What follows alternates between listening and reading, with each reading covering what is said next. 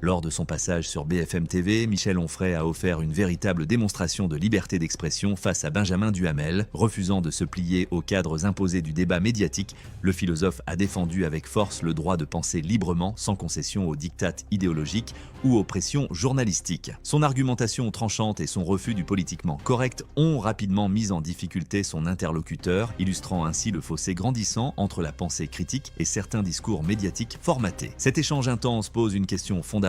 Dans quelle mesure la liberté d'expression est-elle réellement respectée dans l'espace médiatique? À travers ce clash, Onfray rappelle que la pensée ne doit pas être censurée ou orientée, mais au contraire encouragée dans toute sa diversité. Une séquence qui résonne comme un avertissement face aux dérives du débat public et qui mérite un véritable décryptage. Il y a aussi la question de la position des États-Unis sur la guerre en Ukraine et qui peut prendre des mesures qui pourraient aboutir à ce que l'Ukraine soit la grande perdante et qu'une paix soit conclue sur le dos de l'Ukraine. Ça, c'est un problème quand même. Mais évidemment, mais ils font de la politique. On n'en fait plus, c'est tout. Voilà le problème. C'est-à-dire que vous êtes dans une espèce de marigot, vous dites il faut être gentil, il faut être bon, il faut que tout le monde s'aime, il faut, etc., etc. Vous parlez de démocratie, vous parlez de république. Vous en moquez complètement d'ailleurs de la démocratie. Vous fermez des chaînes, vous insultez des gens, vous interdisez des gens sur le service public, mais en même temps, vous donnez des leçons de démocratie. Attendez, alors là, on Non, mélange. mais vous allez encore dire que je mélange tout. Mais non, Non, mais pas pas du tout. Mais c'est que je vous interroge sur Oui. comment dire, la guerre en Ukraine et la Oui. façon dont les États-Unis J'étais en train de vous répondre.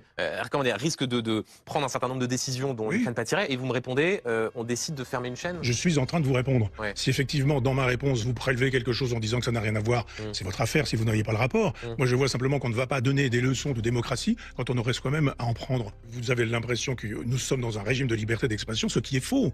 Vous avez aujourd'hui des choses qui peuvent être dites, d'autres qui ne peuvent pas être dites, des gens qui ont accès au service public, des gens qui n'ont pas accès au service public, des gens qui sont interdits de conférences publiques et qu'on n'interdit pas eux, qu'on ne poursuit pas eux, etc., etc.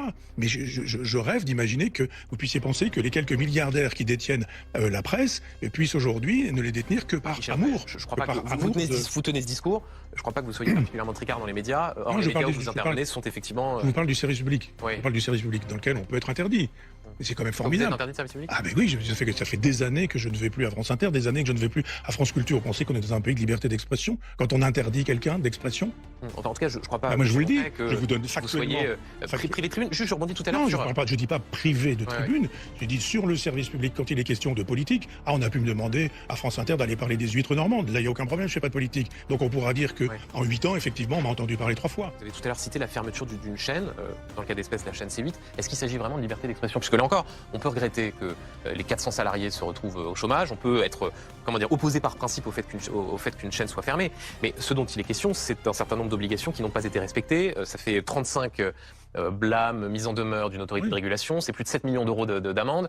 Il ne s'agit pas de liberté d'expression, il s'agit de règles. Quand des règles ne sont pas respectées, on peut les contester. Oui, mais mais vous avez- il y a vous des avez- décisions, quand vous grillez un feu 35 fois ou quand Oui. vous faites des excès de Non, vitesse, j'ai- à la fin vous êtes sanctionné. Oui, j'ai bien compris, mais c'est quand même étonnant que certaines émissions soient écoutées par une dizaine de personnes et d'autres jamais par personne. C'est quand même étonnant que les signalements soient toujours faits avec les mêmes, sur les mêmes sujets, sur les mêmes questions.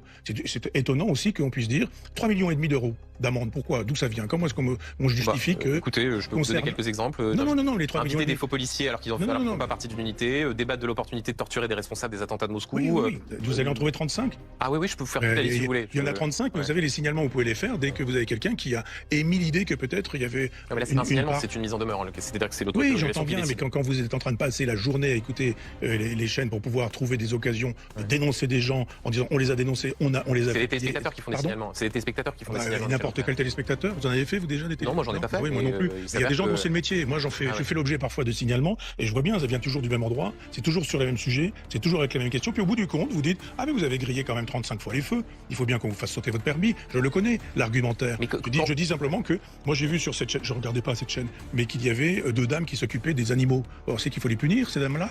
Il y a des gens qui s'occupaient de vieilles voitures ou de courses automobiles. Vous pensez qu'il faut les punir, ces gens-là? Les gens qui font ces émissions? Non, je parlais de Les gens qui les animent, de la question de la liberté Moi, je d'expression. sais, j'ai été pensionnaire Ouais. et les punitions collectives, j'ai jamais supporté ça. Quand à 3h du matin, vous êtes dehors parce que vous êtes en train de payer les sottises que quelqu'un a pu faire à 3h du matin, vous dites c'est pas moi, pas en mon nom. Alors je veux bien, là vous avez parlé de Cyril Hanouna, je vois bien qu'il s'agit de faire exploser Cyril Hanouna. Non, donc c'est on moi, fait c'était juste des faits exploser. que je remettais. Comme par hasard, c'est l'exemple que vous m'avez donné. Ouais. Mais je dis simplement que on J'ai punit pas des cité gens, le on Cyril punit des Hanouna, gens. pour être précis. Vous avez parlé des Oui, Oui, je parlais de son émission. Ouais. des policiers. Voilà. Donc, en fait, tout le monde aura bien compris que les policiers invités, c'était des policiers. D'ailleurs, c'était pas si clair que ça. Enfin, bon. Ah si, c'est Toujours des policiers est-il qui se présentaient comme faisant partie de la Bravem, mais ils n'en faisaient pas partie. Une émission sur les animaux, ça saute. Ouais. William Emergy, ça saute, Bon. etc., etc. Je dis, mais c'est quoi cette punition collective?